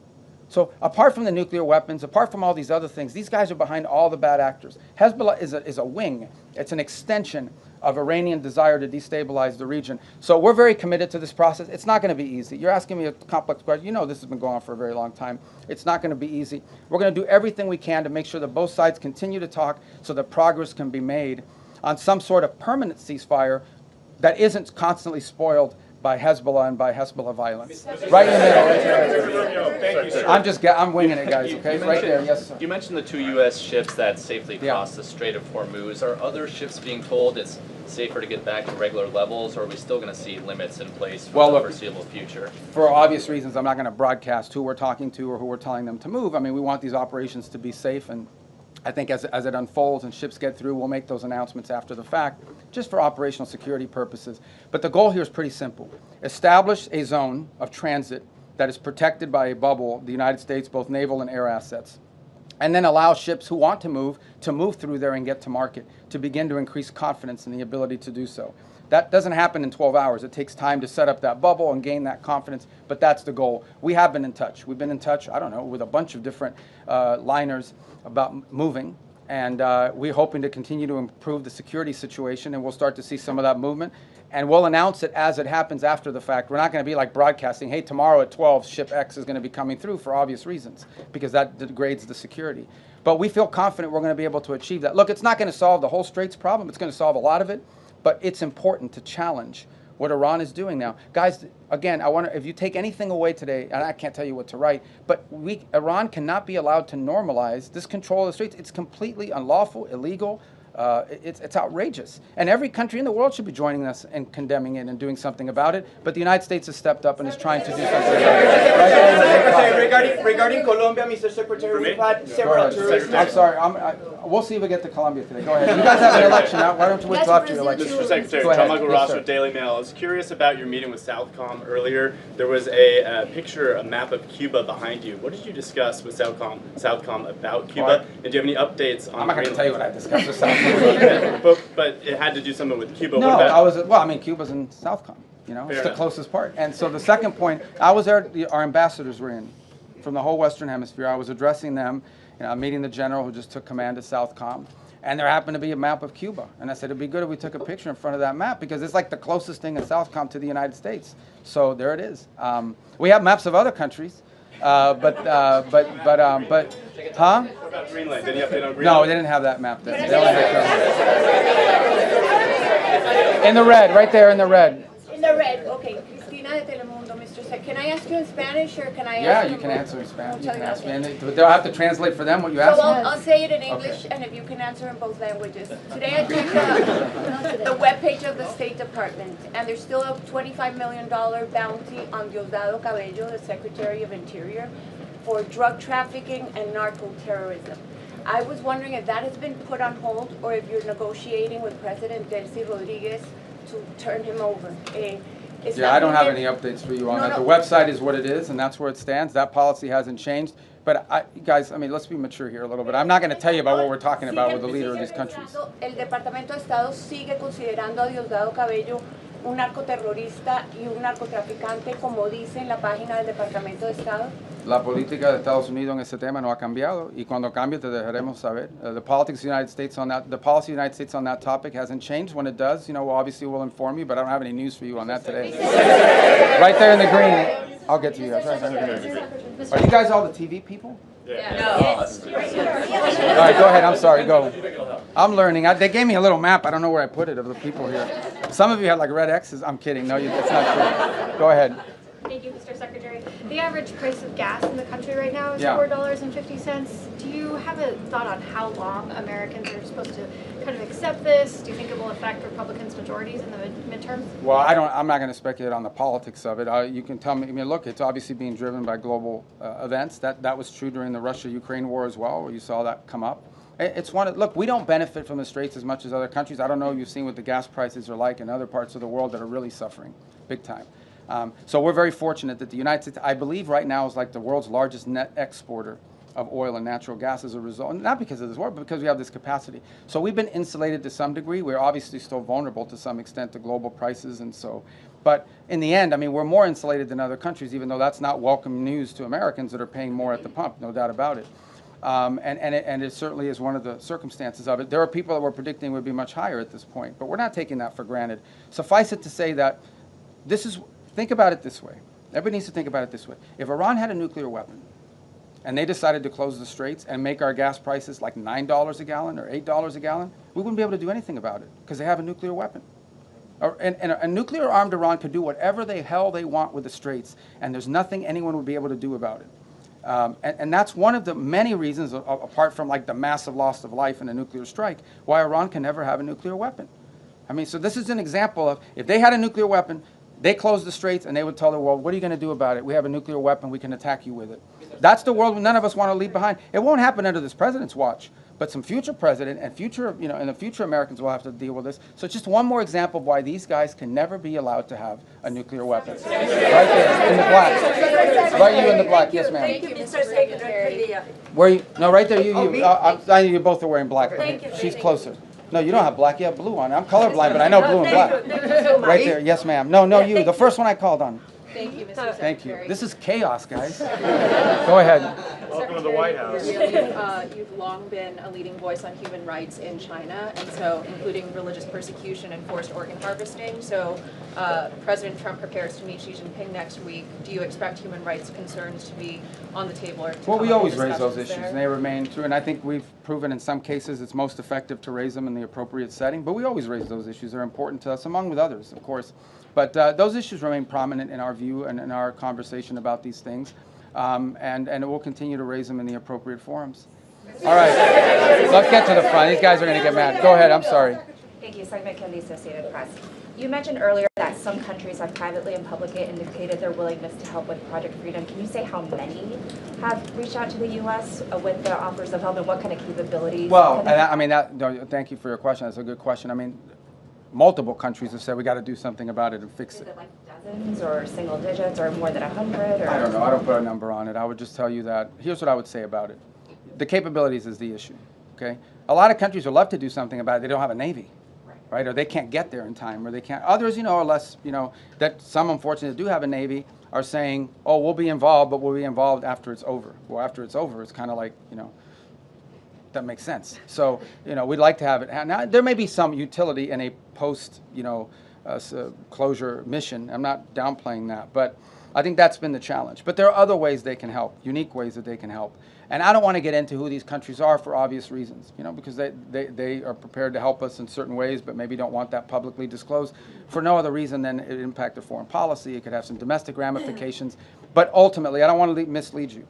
The primary responsibility for this Project Freedom is on the United States because we're the only country that can project power in that part of the world the way we're doing now. We're the only ones that can do it, and we're going to do it as a favor to the world. Understand this. This is a favor to the world because it's their ships that are stranded. It's their fuel supplies that are stranded. By the way, it's their there's humanitarian aid destined for different countries in the world that's stranded in the Persian Gulf right now. It's the fertilizer that they need for their food and crops that's stranded in the Persian, not our fertilizer, their fertilizer. So we want to be helpful, and that's why the president stepped forward, because we're the only ones that can. Frankly, we're the only ones that can. Mr. Secretary, on the rising oil and gas prices, the president has said that this is a small price to pay for getting rid of a nuclear weapon. But 10 weeks in, are we any closer to getting rid of Iran's nuclear material? Yeah, but look, here's the way to think about Iran, and this is what I described at the very beginning of this. What was Iran's plan? You have to understand what their plan was. Their plan was they were going to build this conventional shield where they would have so many thousands of missiles and drones and rockets that they couldn't be attacked. And behind that conventional shield that they were trying to build, they would then break out and do whatever they wanted with their nuclear program. They no longer have that conventional shield. Okay? We told you guys from the very beginning, And we're very consistent in this messaging. The operation that has concluded was going to destroy their Navy. They have no Navy left. They don't. Not a Navy. They have small boats and Boston whalers, but they don't have a Navy left. They don't have an Air Force. I challenge you. When is the last time you read or heard about an Iranian jet flying anywhere? They don't have an Air Force. Their missile launching capability has been substantially degraded, and their industrial base, their defense industrial base, has been severely, severely damaged. So their ability to build a shield behind which they could hide their nuclear program was wiped out. That's a very substantial achievement, and that was the purpose of this operation from day one. Their nuclear material in order for this war to end. Well, that's one of the topics that needs to be discussed. I don't know about, I think you're linking it. The operation is over. Epic Fury, as the President notified Congress, we're done with that stage of it. Okay, we're now on to this project of freedom. As far as a negotiation is concerned, I think the President's been clear that part of the negotiation process has to be not just the enrichment, but what happens to this material that's buried deep somewhere that they still have access to if they ever wanted to dig it out. That has to be addressed, and that's being addressed in the negotiation. I'm not going to go further on what progress has been made on that topic because I don't want to endanger the negotiations, but suffice it to say that the President and this entire team is aware of the centrality of that question, and that will have to be addressed one way or the other. Right there. Right there. Yes. Thank you. Thank you. Secretary, I have another two-part question for you. Okay. First, are you taking part in those negotiations that you just detailed there? And then secondly, President Trump has made it clear that the U.S. doesn't rely on the Strait of Hormuz. So why should Americans even care about Project Freedom and these shipping tankers going through? Well, I think on the second point is the one I want to address first, and that is why should Americans care and why it matters to us? Because ultimately these things have an impact on the global economy, which ultimately has an impact on our economy in the long term. That's number one. Number two, because if we live in a world where a rogue state like this Iranian regime is allowed to claim as a new normal control of our international shipping lane, it will not be long before you see that happen in multiple shipping lanes around the world. I can identify for you six or seven vital shipping lanes around the world that some countries can decide, guess what, if Iran was able to do it, we're going to do it too. We're not going to start charging tolls. And it'll get closer and closer to us. That's unacceptable. We cannot live in a world, there's a lot of time and energy been invested behind the idea that international waters are free for the free flow of goods.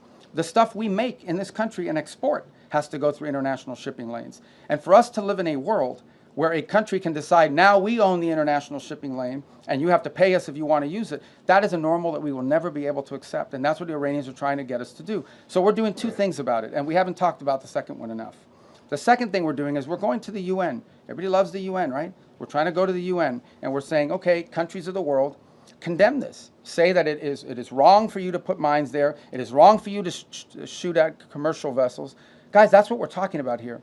These guys are bombing commercial vessels. They're not bombing naval vessels. They're bombing commercial tankers.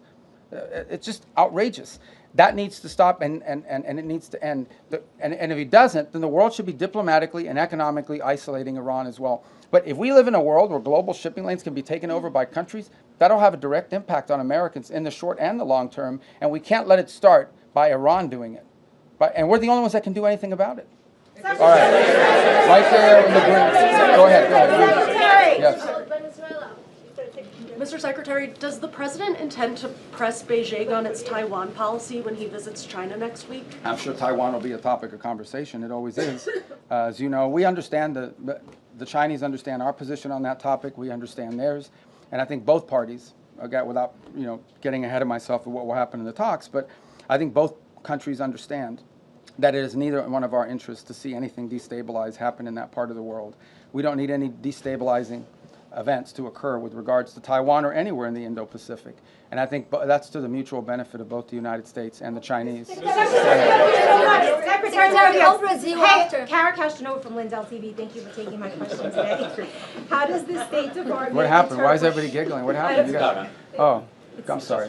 Are they mean to you? No, they're not mean. Oh, okay. I don't think they are. I hope not. But I'm Kara from Lindell TV, and nice to ask you a question today, sir. How does the State Department interpret the President's recent remarks when he said, quote, the Iranian people need to have guns, and I think they are getting some guns, end quote. What did he mean, and do those comments relate to any ongoing or potential U.S. actions like supplying those weapons? Well, I think it goes back to the question I was asked a moment ago. I think the President thinks it's heartbreaking that the Iranian people are abused by this regime the way they are.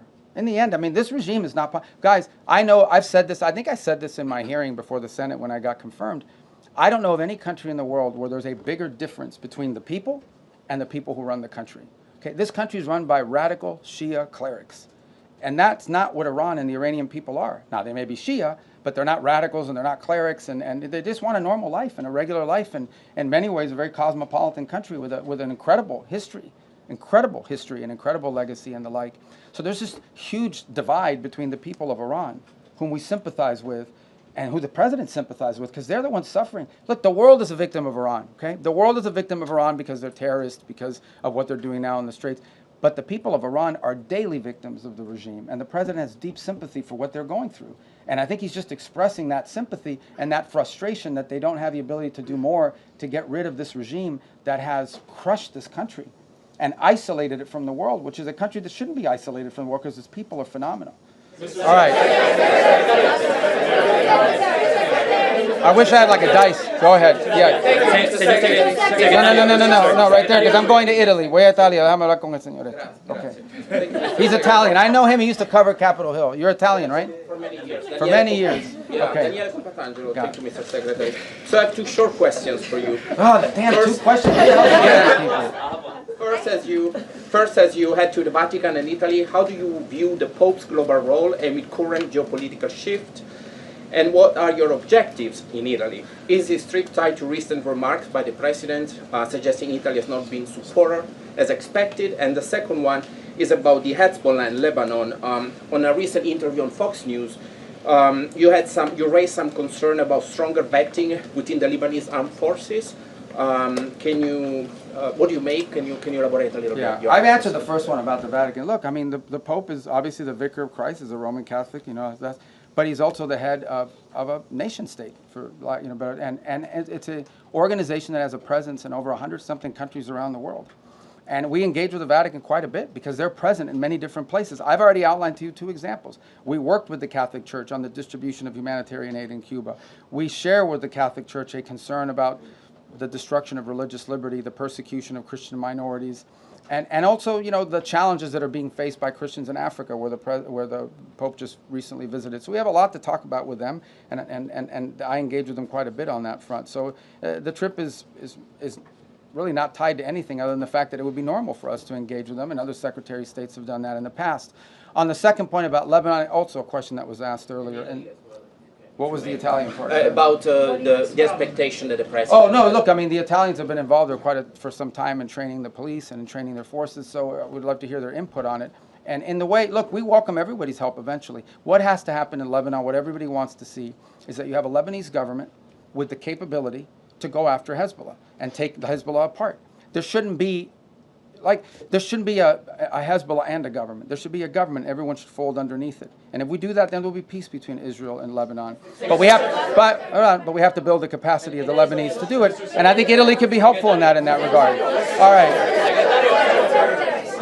Did I call on you already? You already got a question? In the green? Did I call on you already? No. Okay, all right. Go ahead. You mentioned the UN resolution that Yes. you announced today. Can you talk about what the goal is with that resolution? And there was a similar one last month that was vetoed by China and Russia. You spoke to the Russian foreign minister. Do you have an assurance that Russia will be on board with this now? Well, we don't know. Yeah, look, I mean, everyone wouldn't want to see this vetoed again, and then we've made some slight adjustments to the language, but I don't know if it'll avoid a veto or not, but the language isn't very complicated. And I think it's a real test for the UN, right? As something that functions that can solve global problems. What is the purpose of the UN? The UN was supposed to be a place where you could peacefully resolve global conflict. Right now you have a country who is unlawfully, criminally, and illegally taking possession of an international waterway and blowing up commercial vessels and putting mines in the water. I don't know if people appreciate how outrageous this is, how unacceptable it is that any country would fire and try to sink commercial vessels or put mines in the water. Both of these things are illegal. And so we're going to take it to the UN, and we're going to give it another chance to be a forum in which we're not even asking people to commit troops to the region and help blow up the Iranian boats. All we're asking them to do is to condemn it, to call on Iran to stop blowing ships, to remove these mines, and to allow humanitarian relief to come through, because there's humanitarian aid that's trapped. That's it. This is a very modest request. And if you're telling me that the international community and hundreds of countries cannot rally behind that, then I don't know what the utility of the UN system is if it can't even solve something as straightforward as that. And I think to both the Chinese and the Russians, I would argue and have argued that it is in their interest for that resolution to pass and for pressure to be brought on Iran, because it is in their interest not to see international waterways, including the Straits of Hormuz, be closed down and cause economic chaos to dozens and dozens of countries around the world. Okay. Back row, yellow tie. Back row, yes, sir. Yeah. CBN News, you've had a deep faith for God and country. At the end of the day, with all that you've been involved in, keep going. You've been extremely busy. Go ahead, I'm sorry. As we all know. I got to ask you, what is your hope for America at a time such as this? My hope for America? And how do you personally deal with that? Yeah, look, I mean, my hope for America is what it's always been. I think it's the hope I hope we all share. We want it to continue to be the place where anyone from anywhere can achieve anything, where you're not limited by the circumstances of your birth, by the color of your skin, by your ethnicity, but frankly, it's a place where you are able to overcome challenges and achieve your full potential. I think that should be the goal of every country in the world, frankly, but I think in the U.S., we're not perfect. Our history is not one of perfection, but it's still better than anybody else's history, and ours is a story of perpetual improvement. Each generation has left the next generation of Americans freer, more prosperous, safer, and that is our goal as well. But it is a unique and exceptional country, and as we come upon this 250-year anniversary, I think we have a lot to learn and be proud of in our history. It is one of perpetual and continuous improvement, where each generation has done its part to bring us closer to fulfilling the vision that the founders of this country had upon its founding. So, thank you. All right. I have time for 2 more questions.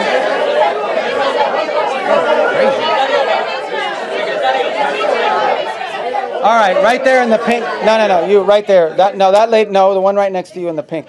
No, the pink. I'm sorry, but I pointed at her. I need to get a laser pointer and just go. Now you in the pink jacket, the lady right there. Thank you. Thank you very much, Mr. Secretary. I have a question on Iran-China relations. Okay. What's your reaction to Iranian foreign minister visit to China? Also, Beijing instructed its firms to ignore U.S. sanctions. Could you also address that? Well, I'll direct you to Treasury on that front. There are options that we have. If you ignore our sanctions, you're going to face secondary sanctions. And I don't have an announcement for you on that today, but we don't do these things, for symbolic purposes. On the first point about the visit, it's fine. I hope the Chinese tell him what he needs to be told, and that is that what you are doing in the Straits is causing you to be globally isolated. You're the bad guy in this. You guys should not be blowing up ships. You should not be putting mines. You should not be trying to hold hostage the global economy. I hope the Chinese bring, whether it's done privately, but I hope it's done directly, that's the message they deliver to them. As I outlined earlier today, China is an export-driven economy. Okay, I'm not here to speak on behalf of what's in the best interest of China, but it's obvious. China is an export-driven economy. That means they depend on other countries to buy from them. Well, you can't buy from them if you can't ship it there, and you can't buy from them if your economy is being destroyed by what Iran is doing. So it is in China's interest that Iran stop closing the Straits. It's harming China as well. The gentleman in the red tie, right there. Yes, I'm sorry, what's your name? Liz Landers with PBS News Hours. Okay. Another question about the China-Iran relationship. You said at the beginning of your comments at the top that every single financial situation will be targeted. Does that include Chinese banks? Would the president sanction? We're going to enforce our sanctions. I don't have an announcement for you. That will have to come from Treasury. But we have sanctions in place. And sanctions don't mean anything unless you're going to do something about them. So I think that's been clear. I think that the Treasury will follow up with any specific announcements. Suffice it to say, we're serious about our sanctions. Then a cost needs to be imposed on Iran for what they are doing. Otherwise, if they get away with this, guys, if they get away with pulling this thing off without paying a price for it and backing down, you're going to see multiple places around the world where other countries are going to be tempted to do the same. This is unacceptable. Again, I want to reiterate the point. We keep arguing back and forth about the war and the shooting and this and that and the other. These guys are shut down an international waterway. The Straits of Hormuz do not belong to Iran. They don't have a right to shut it down and blow up ships and lay mines. And that's what they've done. That needs to be addressed. Otherwise, and it cannot be normalized. Under no circumstances can we live in a world where we accept, okay, this is normal. You have to coordinate with Iran. You have to pay them a toll in order to go through the Straits of Hormuz. Not only is that unacceptable in the Straits, you're creating a precedent that could be repeated in multiple other places around the world. The whole world should join us in this condemnation, and the whole world should join us in doing something about it, by the way. It shouldn't just be us. We're hoping to get countries. We're going to give them a chance to do something about it at the United Nations. All right, my last question.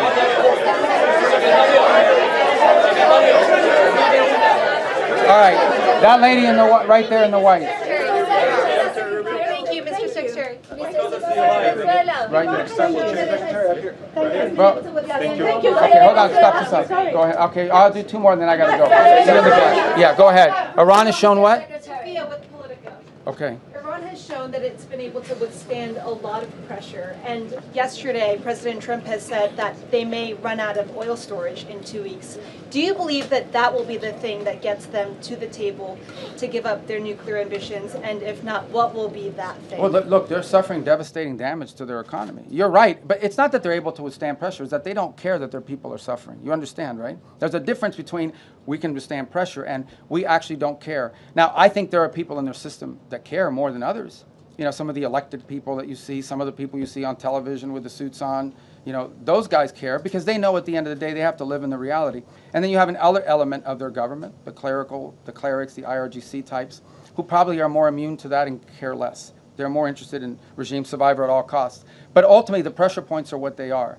Are they less divided now than they were before? Because the administration has said that the Iranian regime is divided, making it very challenging. Well, it's been challenging to deal with them diplomatically because, for example, an offer will be made and then it takes 5 or 6 days to get a response because you have to get it through the whole system. They have to find the supreme leader wherever he hides.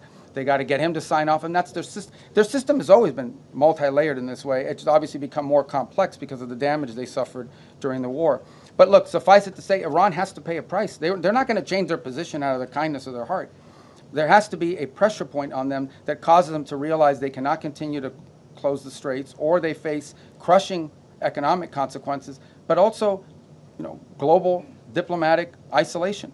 Which they have proven in the past to be susceptible to. But you're right, they have a high pain threshold, but they don't have an unlimited pain threshold. Nobody does. All right, this has to be the last question. Go ahead. Mr. Secretary, many people want to know, what is your DJ name? My DJ name? Your DJ name. You're not ready for my DJ name. On the war, if the fighting were to resume, because you've said that Operation Epic Fury is over, the president also said that the U.S. would bomb them off the face of the earth if they tried to go after U.S. ships. So if the fighting resumes, are you saying that it would resume under Project Freedom? And I ask, as it relates to the War Powers Act. Yeah, look, the Operation Epic Fury is concluded. We achieved the objectives of that operation. I'm not going to, you know, we're not cheering for an additional situation to occur. We would prefer the path of peace. What the president would prefer is a deal. He would prefer to sit down, work out a memorandum of understanding for future negotiations that touches on all the key topics that have to be addressed, a full opening of the strait so the world can get back to normal. And he preferred that be negotiated through the route that Steve and Jared have been working and that all of us have been supporting. That's the route he prefers. That is so far not the route that Iran has chosen. And so the result has been that the United States has to do something about the fact that we're the only nation on earth that can do anything to open up a lane within the Straits of Hormuz to get product and to rescue these people that are trapped in there. And that's what we're undergoing now. What that may lead to in the future is speculative. I'm not going to speculate about what it would take or what it would do. But look, the message to Iran, these guys are facing, they are facing real catastrophic destruction to their economy, generational destruction to their economy, generational destruction to the wealth of their country, imposed on themselves by the actions that they're taking. They should check themselves before they wreck themselves in the direction that they're going. Does the White House believe that these votes coming up in Congress are a moot point then? Look, guys, I love talking about this topic. It's about the War Powers Act. Yeah. Okay, I love it. I was hoping somebody would ask. All right, hold on. No, boy, you don't let me answer. I got to answer the question. Okay, and I love it. I'll tell you why I love it. Because even as a senator, I said something. The War Powers Act is unconstitutional, 100%. Now, this is not the position of me, not the position of the President of the United States now. This is the position of every single president that has occupied this position since the day that law passed. It's completely unconstitutional. Now, we comply with it in terms of like notification because we want to preserve good relations with Congress, right? And we do that. But even as a senator, I would say that the War Powers Act is 100% unconstitutional. And look, I know some of you, whatever you want to say, but this is not this president's position. That has been the position of every single presidential administration since the day that law passes. An infringement on the president's constitutional powers. We don't acknowledge the law as constitutional. Nonetheless, we comply with elements of it for purposes of maintaining you know, good relations with Congress, and we want them to be involved, and we want them to be informed. I have gone on Capitol Hill, I don't know, 4 times this year for all senators and all House members and Intel Committee and Gang of 8.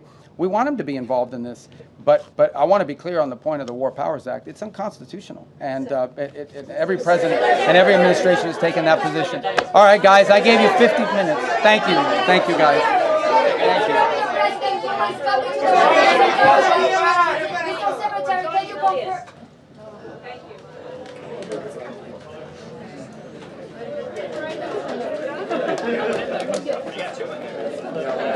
you.